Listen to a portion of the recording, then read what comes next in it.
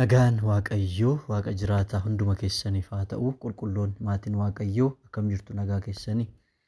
Ani nagaadha. Warra sagalee kana dhageessan hundumaaf nagaan Waaqayyoo irraa ta'e, nagaan Waaqa jiraataa golaa fi lafa iddoo haala jirtanitti hunduma keessaniif haa ta'u. Galanni Waaqayyoo abbaa keenya isa nu gargaaree carraa kana nu kenneef haa ta'u. Maqaan Waaqayyoo kan eebbifame haa ta'u. Egaa ergaa Yohaannis ergisa duraa qo'ataa jirra. Egaa yeroo baay'ee akkuma irra deddeebi'ee dubbadhu qo'annaadha kan qo'ataa jiru. Yeroo tokko qo'annaa fi loogos inda reema wanti jedhamu jira.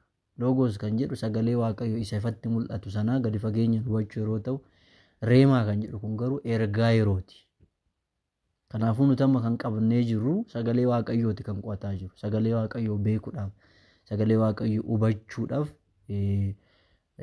ergaa Yohaannis duraa macaafa tokko adda baasne ergaa sana qo'ataa jirra waan ta'eef yeroo hundumaa akkasittiin hubadhaa. Beezidha wanti kun, qabadhaa, barreeffadhaa. Ittiin tokkoffaa of jijjiiruu dandeessu, lammaffaa namoota immoo kaayyoo macaafichaatiin faallaa barsiisan yoo argine kun akkana miti yaannisaa jennee falmiidhaaf otoo hin taane namoota sana gara sagalee Waaqayyoo isa sirriitti deebisuudhaaf, falmiidhaaf beekumsaan sin caalaaf otoo hin taane namoota gara daandii Waaqayyoo isa sirriitti deebisuudhaaf fayyada waan ta'eef haala kanaan yeroo hundumaa barsiisa kana yeroo dhaggeeffattan haala sanaan akka dhaggeeffattan nan barbaada. Hubachuudhaaf, beekuudhaaf, barsiisa sobaarraa protect of gochuudhaaf tarii namoota barsiifnus immoo barsiisa keessattuu hermeneetiks kan jedhamu jira. Haala hiikamsa macaafa qulqulluutiin faallaa ta'een hiiknee ofii keenyaafis dogoggorree dhalootas akka hin dogoggorsiifne hubannaa beezik biblikaal faawundeeshiniidha wanti nuti qo'ataa jiru. Yeroo baay'ee kan akka hubattan nan barbaada. Miis andarstaanding akka hin taane as keessatti immoo tarii namoonni immoo kallattii garaagaraatiin ergaa yeroo reemaa fidanii kan kadhatan jiru. Bakka sagalee tokko afurri Waaqayyoo keessa isaanii kaa'ee kan irratti kadhatan jiru. Akkasuma immoo kan ergaa yeroo nu tajaajilan jiru. Kanaafuu amma nuti kan gochaa jiru Bible study, sagalee Waaqayyoo gadi fageenya nu hubataa. Achum keessatti immoo waan ergaa ta'e waliif qoodaa, waan ergaa yeroo ta'e jireenya keenyaaf waan ta'e waliif qoodaa. Lammaffaa irratti immoo seera ittiin kadhannu soo ta'e, seera ittiin macaafa qulqulluu dubbisnu soo ta'e, seera ittiin barsiisota sobaa adda baasnu soo ta'e, wantoota jireenya keenya founded yookaan bu'uura jennee yaadnu tokko keessaa fudhachuudhaaf Bible study kana kan qo'annu waan ta'eef hubannaa akkasiitiin akka sagalee kana dhaggeeffattan yeroo hundumaan isiniin jedhaa. Tarii ergaa Yohaannis kana amma gara xumuruutti jirra waan ta'eef yeroo xumurre immoo barsiisa biraatitti fufu. Baayibilii faawundeeshinii namoonni akka hubataniif kaayyoon koo waan ta'eef isa kana sirriitti hubadhaan isiniin jedhaa. Galanni Waaqayyoof haa ta'u. Yaa Waaqayyo Abbaa, maqaa tokkicha ilma kee Yesuus Kiristoositiin ijaa obboloota koo sagalee kana dhaggeeffatanii, ijaa koo ijaa dhaloota sagalee kanaaf laphee isaanii yaada isaanii kennanii dhaggeeffatanii sin kadhadhaa. Maqaa Yesuus Kiristoositiin ayyaana kee, araara kee, gargaarsa kee, eebba kee dhumaa fi daangaa hin qabne hunduma isaaniitiif akka baay'istu, akka nu gargaartu, araaraaf ayyaana kee nu waliin akka taatu, hidhaa obboloota koorra jiru kamu, ba'aa obboloota koorra jiru kamu maqaa Yesuus Kiristoositiin akka irraa cirtu ayyaanni faraarri kee hunduma keenya faana akka ta'u maqaa Yesuus Kiristoositiin sin kadhadhaa. Balleessaa keenya, yakkaa keenya, irra daddarbaa keenya kamuu maqaa Yesuus Kiristoositiin nurraa dhiqi. Yeroo keenya afaarratti mo'e maqaa tokkicha ilma kee Yesuus Kiristoositiin ameen. Egaa torbee darbe kutaa 30 irratti kan ilaalle fakkeenyawwan kadhata deebii argamsiisuu namoota ta'an jennee namoota muraasa kaasnee turre. Museen jireenya akkasii qaba ture. Kadhanni isaa deebii argamsiisa ture. Maaliif? Jireenyi isaa akka sagalee Waaqayyootti waan ta'eef. Saamsoon illee akkas ture. Raajiin Eeliyaas akkas ture. Raajiin Eeliyaas keessattuu kadhata yoo xiqqaate humna qabu 4 kadhateera. Haadha hiyyeessaa jalaa mucaan gaaf du'e kadhatee mucichi ka'eera. Samiin akka hin roobneef waggaa 3 walakkaa hamaan yeroon biyyarra turetti kadhateera, cufeera. Yeroo immoo sabichi deebi'etti kadhateera, banameera. Yeroo loltoonni gara isaatti isa ajjeesuuf dhufanitti kadhateera, Waaqayyo isaaf loleera. Raajiin mootiin Hisqiyaas yeroo dhukkubsatetti kadhateera. Daani'eel afaan boollaa keessatti kadhateera, Waaqayyo isa dhagayeera, afaan leencaa cufeera. Kiristaanonni dursaa Phexros yeroo hidhamee turetti kadhata jibaa kadhataniiru. Ergama Waaqayyo haala dinqiin bu'ee Phexros irraa hidhaasaa ciree baaseera. Kanaaf kadhanni keenya deebii argamsiisaa qofa otoo hin taane abboota keenya biratti kadhanni deebii argamsiisa ture. Kadhanni isaanii dhaga'ama ture. Har'as nuti asii olitti akkaataan isin barsiisan irratti dhaabbachuudhaan kan biraa Hafuurri Qulqulluu kan keessa keenyatti dabale sanarra dhaabbachuudhaan kadhata deebii argamsiisu kadhachuu irratti xiyyeeffachuu qabna jennee torbee darbe kutaa 31 ilaalleerraa. Har'a immoo kutaa dhiifama kutaa 30 ilaalleerra torbee darbe. Har'a immoo kutaa 31 ilaallachaadha. Kutaan 31 gaa boqonnaa 4 irratti xiyyeeffannaadha. Boqonnaan 4 egaa Roomaan nambar 3 ilaalla. Hafuura dhugaa kan jedhu. Hafuura dhugaa kan jedhu kun ergaa Yohaannis duraa boqonnaa 4 lakkoofsa 1 hanga 6ti. Roomaan nambar 3 hafuura dhugaa kana jalatti gaa jalqabarra kan nuti ilaallu hafuura sobaa adda baasudha. Iddoo hafuurri dhugaa jirutti immoo hafuurri sobaa dhufuu danda'a jechaadha. Hafuurri dhugaa sana falmu dhufuu danda'a. Hafuurri sobaas namoota keessa qubatee dhufa. Hafuurri dhugaas namoota keessa qubatee dhufa. Sanammoo maaliin adda baafnu inni sagalee Waaqayyootiin jechaadha.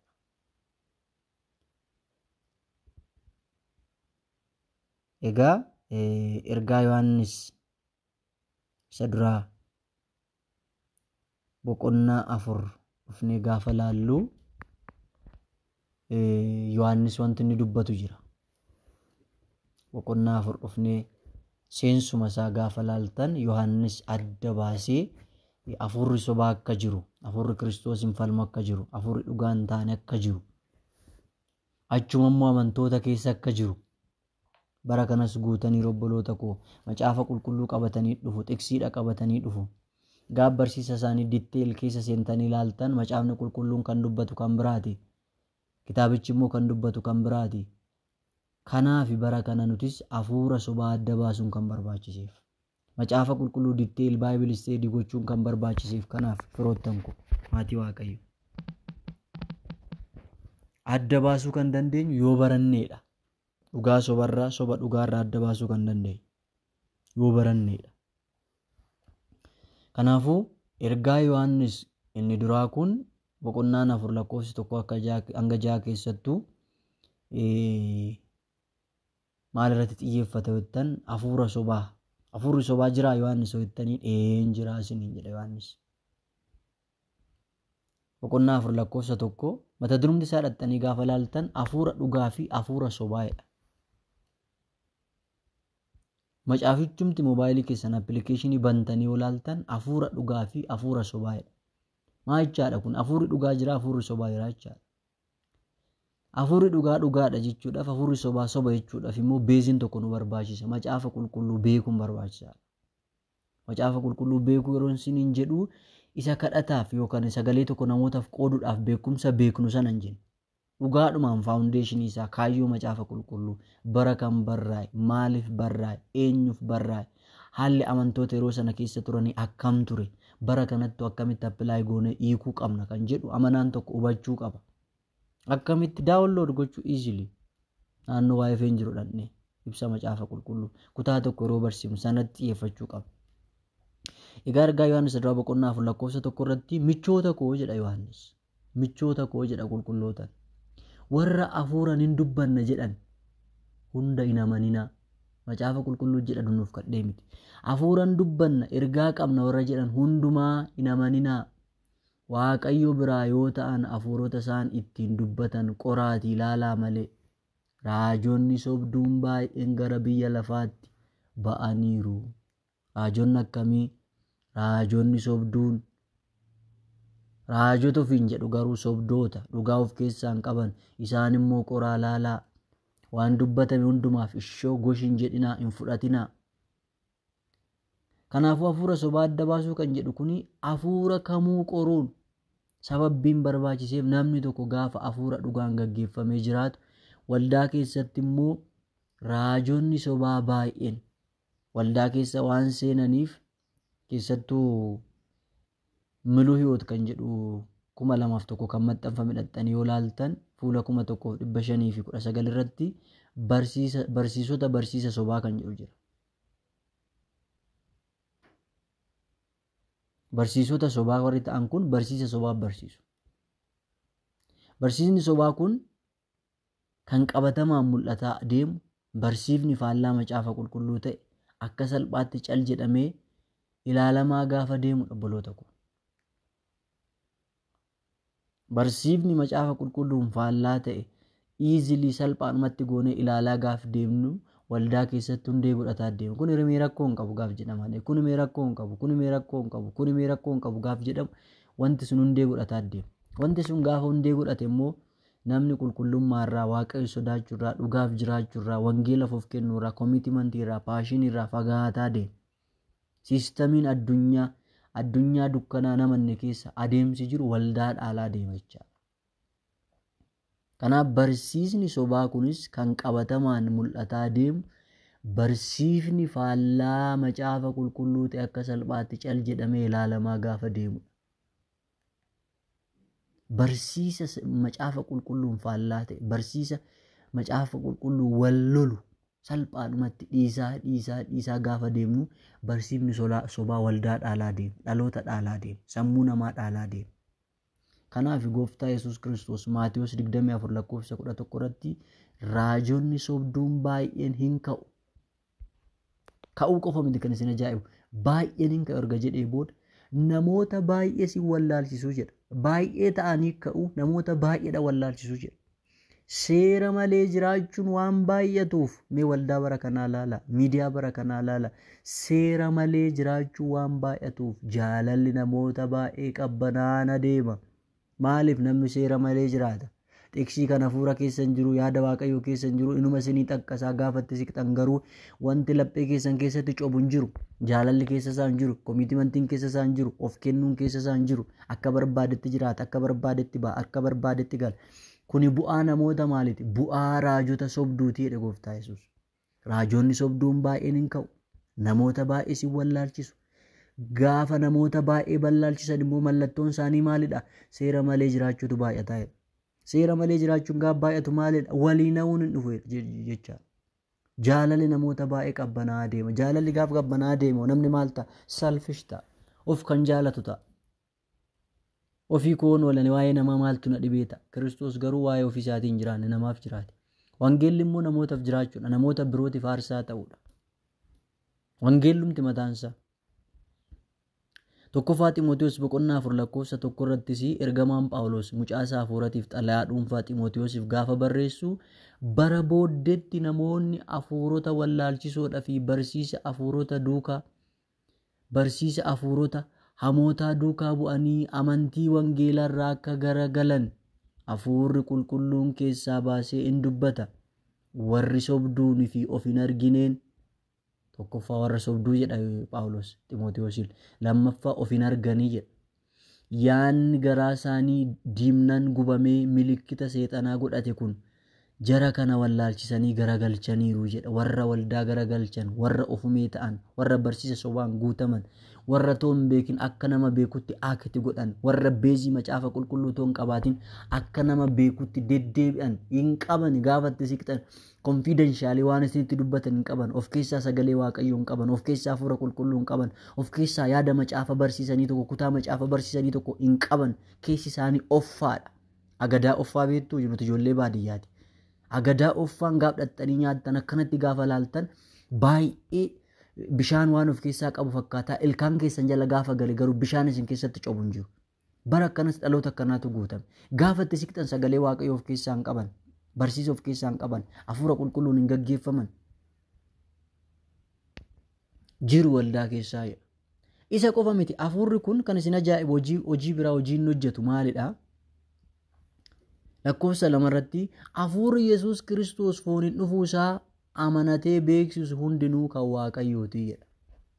Hafuurri Yesuus Kiristoos fooniin dhufuusaa amanatee beeksisu hundinuu kan waaqayyooti. Kanaanis hafuura waaqayyoo ta'uusaa hin hubattu jedha. Yesuus Kiristoos fooniin dhufeera. Maaliif barsiisa kana yeroo barsiisu Yohaannis waldaa sana keessa barsiisonni Yesuus Kiristoos foon uffatee hin dhufne kan jedhatu ture. Maaliif foon hundi noostizoota kan jedhaman. Foon hundi bakka taa'adha. Hafuurri hundi immoo qulqulluudha jedhanii waan yaadaniif Yesuus Kiristoos foon isa bakkataa uffatee dhufnee warra jedhantu ture. Kana jechaan immoo Yesuus Kiristoos foon hin uffanne jechaan dhiigni hin dhangalaane jechaadha. Hafuurri hin fannifamu, hafuurri hin reebamu, hafuurri hin du'u waan ta'eef. Kanaafuu Kiristoos fooniin dhufuu isaa warra beekan, du'uu isaatti warra amanan, du'aa ka'uu isaatti warra amanan. Lakkoofsa 3 immoo hafuurri akka kanatti Yesuusin amanatee hin beeksifne hundinuu garuu kan Waaqayyoo miti. Inni kun hafuura isa Kiristoosin mormu isa isin akka inni dhufu dhageessanidha. Inni ammumaa biyya lafaa keessa jira. Kanaafuu kiristiyaanonni tajaajila kamuu ergaan koo hafuura qulqulluu irraa jedhee ergaa dubbatu hundaa qoranii akka laalan ajajamaniiru. Ani meejariidha, ani maayinariidha, ani appoostiliidha. Maaloo haa ta'u rakkoo hin qabu. Appoostiliis ta'e, miseensa waldaas ta'e, inni rakkoo hin qabu. Isa miti kan nu cinqe bara kana. Isa miti. Sagalee Waaqayyootiin qori ilaali. Miseensa waldaas haa ta'u namichichi. Appoostiliis haa ta'u, wangeelaawis haa ta'u, paastariis haa ta'u, biishooppis haa ta'u, qeesis haa ta'u, lubas haa ta'u, ati wiikool rakkoo hin qabuun. Namichi tajaajilli isaa as a base of Bible bu'uura macaafa qulqulluutii barsiifnu kun. Macaafa qulqulluu wajjin gaafa madaalu, ibsa macaafa qulqulluutiin gaafa laalu, wanti gara jireenyatti geessaa, gara dhugaatti geessaa, gara mootummaa Waaqayyootti geessaa, gara ivaanjelizimii workiitti geessaa, wangeelli akka lallamu kallattii sanatti geessaa. Inni kun beezii obboloota ko. Kanaaf kiristiyaanonni tajaajilaa kamuu eenyu haa ta'u. Maaliif namoonni tokko bara kana akka waaqatti ilaalamuu barbaadu? Obboloota koo nuti dhaagna, waldaa keessatti dhaagna nuti aallaqe. Mataan Kiristoos, mataan waldaa Kiristoosii nuti dhaagna bakka dhume. Bakka qaama nuti. Matichi Kiristoos, liidariin Kiristoos, kan dhiiga dhangalaase Kiristoos, kan gatii kaffale Kiristoos, nuti waan hunda fudhanneeti kan tajaajilaa jiru. Kiristoos hunduma nuu kenne malee wanti inni fudhate hin jiru. Inni tarii kan fudhate cubbuu keenya fudhate. Cubbuu keenya ofirra kaa'e nu inni oolchuudhaaf. Hunduma Kiristoos irraa fudhanne, lallabaa Kiristoos irraa fudhanne, raajuudhaa Kiristoos irraa fudhanne, barsiisuudhaa Kiristoos irraa fudhanne, humna ittiin hojjennu Kiristoos irraa fudhanne, hafuura baafnee galchinu Kiristoos irraa fudhanne. Of tuulummaan jalqaba qufaa'e obboloota ko. Wanti nuti Kiristoos harkaan fudhanne hin jiru. Waldaa Qorontos keessa of tuulummaatti ture. Tokkoffaa Qorontos 4:7 dhaxxanii gaafa laaltan Phaawulos waldaa Qorontosiin wanta ati hin fudhanne maaltu jira jedhaan. Erga fudhatte immoo kan ittiin of jajju maaliifi? Proodiin keessa kee jiroo ta'e, of tuulummaan keessa kee jiroo jedhe lafa kaa'e macaaficha. Macaafa qulqulluu lafa kaa'e. Namni dhugaadhaan macaafa qulqulluu gaafa hubataa deemu hin bokoku obboloota ko. Of hin tuulu. Of tuulummaan seexanarraa, of tuulummaan hafuura amaarraa. Macaafa raajii Isaayyaas 14 fi Hisqeel 28 gaafa dubbiftan seexanni ergamaadha ture. Akka Gabrieel akka Mikaa'el fa'a. Achirraa kan isa kuffise of tuulummaadha. Teessoo Waaqayyooti ol hin ba'a jedhe. Isa na uume gararraan taa'aa jedhe. Isaanan of fakkeessaa jedhe. Gadi darbatee jedha. Beekumsa ati beektu sagalee Waaqayyooti sin jiraachifne taanaan na amani dukkana keessa jirta. Atumti hin amante. Baay'ee Phaawulos lammaffaa Qorontos 5:17 irratti eenyumtuu Kiristoos keessa yoo ta'e maannin ba Kiristoos yoo addis fixratnu eenyumtuu Kiristoos keessa yoo ta'e uumamaadha kan jedhame amantoota fi xalayichi kan barraa'e warra amananiif barreesse warra waldaadhaaf barraa'e xalayichi. Waldaa ta'uun lallabuun kennaa nu keessa jiru tarii akkanan barsiisu kana barsiisuu qofa miti obboloota koo Kiristoos keessa jiraachuu keenya. Kanaaf tajaajilaan tokko ergaa gara keenya gaafa fidu barsiisa tokko obboleettiin tokko gaafa nu kadhattu nu barsiiftu obboleessi tokko gaafa nu barsiisu tarii immoo taayitilii kana fudhatanii namoonni dhufan maqaa qabatanii gara keenya namoonni dhufan gaafa nu barsiisan barsiifni isaa as his foundation is by bu'urri barsiisa kanaa macaafa qulqulluudha. Bu'urri raajii kanaa macaafa qulqulluudha. Bu'urri barsiisa kanaa macaafa qulqulluudha. Maaliif qoraa laalaa jedha macaafni qulqulluun. Maal godhaa? Qoraatii ilaala ana miti kan jedhu kunoo michoota koo. Anis akka Yohaannis jedhe michoota koon isin hin jedha. Michoota koo warra hafuuraan hin dubbanna jedhan hundaa hin amaninaa. Waaqayyo biraa yoo ta'an hafuurota isaan ittiin dubbatan qoraatii ilaalaa. Nuti immoo bara kana maalidha? Keessattuu ceetee baatennaan ameenidha. Ameen jechaan naaf haa ta'u jechaadha. Eenyu sitti dubbataa dura? Ameen jechuudhaan dura eenyu kan dubbataa jiru? namni sun waaqayyoon gaggeeffameeti moo hafuuraan gaggeeffamee dubbata adda baasaa jedha macaafni qulqulluun. Adda baasaa qoraatii ilaalaa. Kanaaf namni tokko dhufee tajaajilli koo shaakalliin koo waaqayyo irraa waan jedheef qofa fudhachuu hin qaban amantoonni.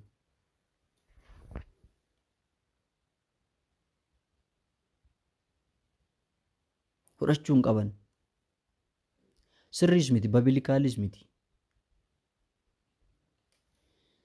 Kanaaf qoraa ilaalaa kan jedhu kun konseptiin isaa maalidhaa? Jireenyi keessan akka hin banne. Eenyumtuu barsiisaan, tajaajilaan, lallabaa wangeelaa, raajummaa akkasumas kan biroon yeroo dhiyaatetti dhugaa osoo hin ta'in fakkeessee dhiyaate fudhatamuu hin qabu. Barsiifni isaa dhugaa hin taane ta'e fudhatamuu hin qabu. Itti himamuu qaba. Eessaa fidde kana? Itti mullee sodaannoo ta'e immoo biyaansi fudhachuu hin qabnu wanta sana dhiisuu qabna. Buusuu qabna. Maatewos 7:22 dubbisaa. Lammaffaa Tasalonqee 2:8-10 dubbisaa. Mul'ata boqonnaa 16-14 dubbisaa.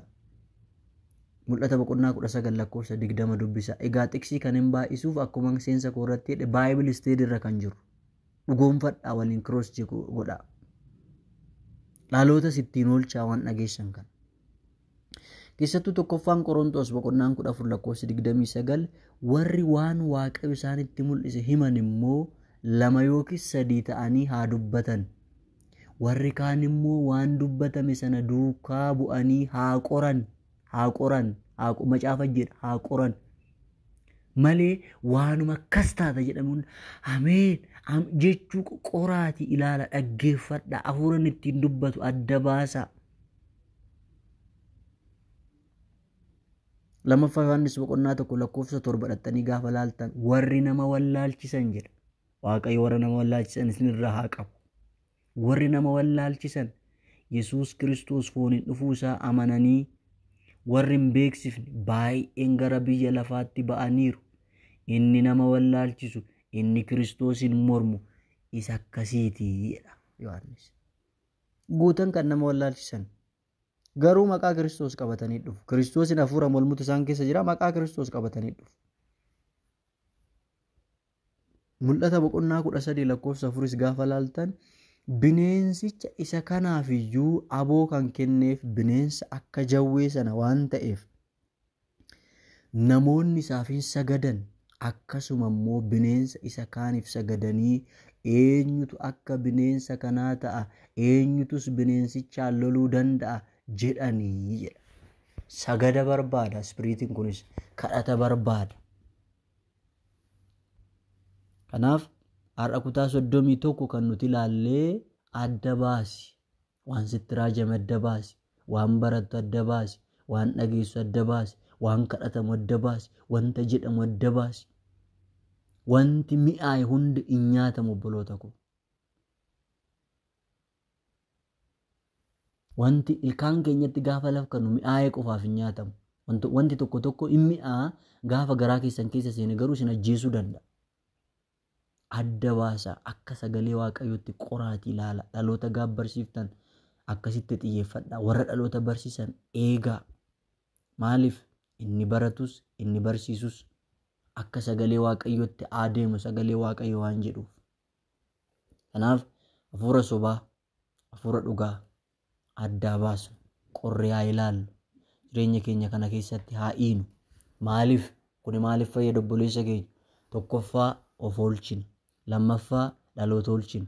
Sadaffaa namuma barsiisu sanallee in oolchina yoo dhagaa ta'e. Arfaffaa fi inni ijoon gaafa kana goonuu waaqayyo fuulduratti boru bara baraan teessoo firdii bara baraa sana fuuldura gaafa dhaabbannu hin badhaafamna. Dhugaaf dhaabbatteera. Warra soban faana hin kaane, warra hatan faana hin kaane, warra acubarabbaran faana hin kaane, alaabaa sobaa fuutee duuba hin kaanne. Dhugaadhaaf dhaabbatteedha jennee badhaafamna. Tajaajilli hin qorama baay'ee kan tajaajilli kan dubbanne hundumtuu moqqi godhameen fudhatamu obboloota koo hin qorama. Kanaafuu hafuura dhugaa fi hafuura sobaa waldaa keessa jiru, barsiisa dhugaa fi barsiisa sobaa waldaa keessa jiru tajaajila kamuu obboloota koo diraamaallee dabalate wanta waldaa keessa jiru beesinsaa macaafa qulqulluudha jedhaatii ilaala. Kuni cubbuu miti, kuni jibbas miti, kuni qorannoo garaagaraa keessa galuus miti, kuni of oolchuudha, kuni dhaloota oolchuudha, kuni warra dogoggoran oolchuudha. Kana hojjechuudhaan immoo kuni boru Waaqayyo fuuldura gaafa dhaabbannu yaala mashamaaqaq በእግዚአብሔር ፊት እንድንቆም ዋስትና ይሆነናል። Isiniin jedhaa ayyaanni Waaqayyoof araarri Waaqayyoo hunduma keenyaaf abaay'atu gola jirrutti anas isinis ayyaanni Waaqayyoo nu haa gargaaru. Dhaloota keenya, biyya keenya, waldaa guutummaa addunyaarra jirtu kan Kiristoos Waaqayyoon tajaajiltoota addunyaarra jiran guutummaa ayyaanni Waaqayyoo, araarri Waaqayyoo, gargaarsi Waaqayyoo dhumaaf daangaa hin qabne wajjiniin haa ta'u. Egaa kutaa 32 torbeettaan immoo kanaafuu yeroo tajaajilamnu wantoota armaan gadii beekuu qabna kan jedhu immoo itti fufna. Maal beekuu kan qabnu yeroo tajaajilamnu, yeroo namoonni nu tajaajilan maalin wanti nuti beekuu qabnu, macaafni qulqulluun akka nuti beeknu kan barbaadu maali kan jedhu immoo yoo fedha Gooftaa ta'e achi geenyee torbeettaan immoo kutaa 32 in ilaalla. Ayyaanni Waaqayyoo isiniif haa baay'atu. Ibidda hafuura qulqulluu isin haa eegu. Harki Waaqayyoo, gargaarsi Waaqayyoo, oolchuun Waaqayyoo, ibiddi hafuura qulqulluu golaa fi lafa iddoo haala jirtanitti maqaa Yesuus Kiristoosiin hunduma keessaniif haa baay'atu. Danqaan kamuu maqaa Yesuus Kiristoositiin karaa keessanirraa haa ka'u. Ayyaanni Waaqayyoo, araarri Waaqayyoo gola jirtanitti, mana jirtanitti, lafa jirtanitti isiniif haa baay'atu. Eebbifamaa, eebbafillee ta'aa. Yeroo gaarii qabaadhaa. Shaaloom.